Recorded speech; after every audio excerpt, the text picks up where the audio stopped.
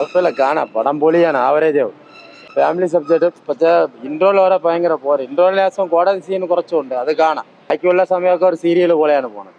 15 minute കോടതി scene മാത്രം കൊള്ളാം, വേറെ ഒന്നും പോരാ പടം. സ്ഥലത്ത് ഒരു ലാഗോ അങ്ങനൊന്നുമില്ല.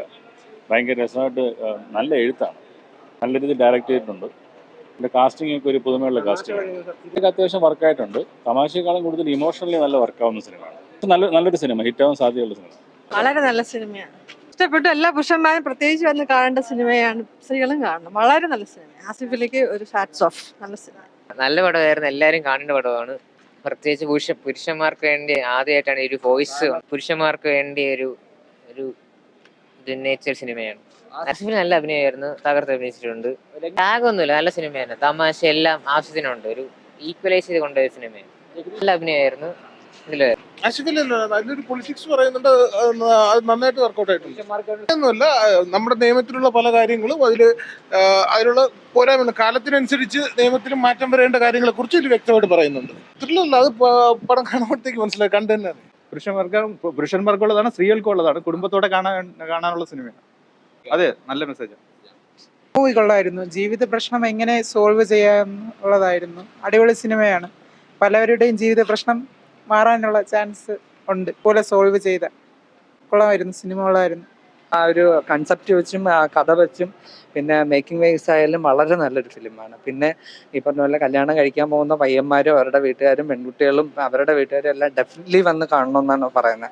പിന്നെ നമ്മുടെ നിയമവശങ്ങൾ എന്ന് പറഞ്ഞാൽ 498 ഡൊമസ്റ്റിക് വയലൻസ് ആക്ട്, സ്ത്രീകളുടെ സംരക്ഷണത്തിന് വേണ്ടിയിട്ടാണ് ഈ സിനിമ അല്ല ഈ ഒരു നിയമം ഉണ്ടാക്കിയെങ്കിലും പക്ഷേ ഇത് പുരുഷന്മാർക്കെതിരെ എടുക്കാനുള്ള ആയുധമായിട്ട് പെൺകുട്ടികളായാലും സ്ത്രീകളായാലും അവരുടെ വീട്ടുകാരായാലും പ്രയോഗിക്കുന്നത്. അത് കാരണം നമ്മൾ നോർമലി ഒരു കണക്കെടുത്തത് തന്നെ അറിയാം, ഈ 498 പ്രയോഗിക്കുന്ന ഒരു മെജോറിറ്റി കേസിൽ ഇത് വെറുതെ കേസ് കൊടുത്തിട്ട് പിന്നീട് അത് കള്ളമാണെന്ന് തെളിഞ്ഞിട്ടുള്ള കേസുകളാണ്. അപ്പം അത് തന്നെയാണ് ഈ സിനിമ കാണിക്കുന്നത് എന്ന് പറയുമ്പോൾ. പിന്നെ ആക്ടിങ് വൈസ് ആസിഫ് അലി വളരെ ഭംഗിയായിട്ട് ചെയ്തിട്ടുണ്ട്. സിനിമ ഡയറക്റ്റ് ചെയ്യാലും നല്ല തന്നെ. പിന്നെ അതിലെ നായികന്മാരായാലും ബാക്കി കഥാപാത്രങ്ങൾ അവതരിപ്പിച്ചിട്ടുള്ളവരും ഹരിഷ് കേശവൻ്റെയൊക്കെ നല്ല പെർഫോമൻസ് ഉണ്ട്. പിന്നെ ഒരുപാട് ആക്ടേഴ്സ് പേരെടുത്ത് പറയാനില്ല, അത്രയും നന്നായിട്ട് ചെയ്തിട്ടുണ്ട്. നല്ല എന്ന് പറയുമ്പോൾ കുടുംബമായിട്ട് എന്ന് പറയുമ്പോൾ അച്ഛനമ്മമാരും അവരെ ആൺമക്കളോടും പെൺമക്കളോടും ഒപ്പം വന്നിരുന്ന് കാണാൻ പറ്റിയ നല്ലൊരു മൂവിയാണ്. വളരെ നല്ലത്. വേണമെങ്കിൽ ഇതിനെ പുരുഷപക്ഷ സിനിമ എന്ന് വേണമെങ്കിൽ പറയാം. അതാണ് കാരണം. പിന്നെ ഈ ഫെമിനിസ്റ്റുകൾക്ക് ഇത് ഇഷ്ടപ്പെടണമെന്നില്ല, ഇതിൽ വളരെ പച്ചയായിട്ടുള്ള ഒരുപാട് യാഥാർത്ഥ്യങ്ങൾ കാണിച്ചിട്ടുള്ള സിനിമയാണ്. പിന്നെ നമ്മൾ കുടുംബ കോടതിയിലൊക്കെ കയറി ഇറങ്ങിയിട്ടുള്ളവർക്ക് വളരെ റിലേറ്റ് ചെയ്യാൻ പറ്റും. അവിടെ കാണുന്ന കാഴ്ചകളൊക്കെയാണ് സിനിമ. അതിൻ്റെ ഒരു പച്ചയായിട്ടുള്ള ആവിഷ്കാരമാണ്.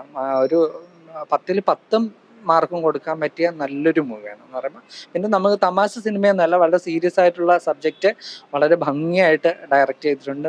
നല്ല തിരക്കഥയുണ്ട്. ഡെഫിനറ്റ്ലി വാച്ച് ചെയ്യേണ്ട മൂവിയാണ്.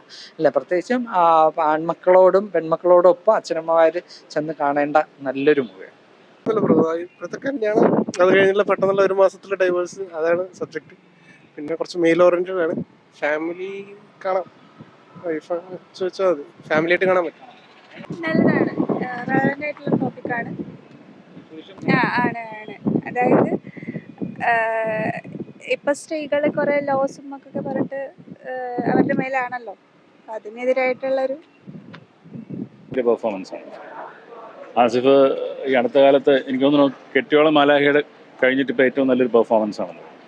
അപ്പോൾ എല്ലാവരും കണ്ടിരിക്കേണ്ട ഒരു പടമാണ്. അതെ, പുരുഷന്മാർക്ക് വേണ്ടി സംസാരിക്കുന്നുണ്ട്.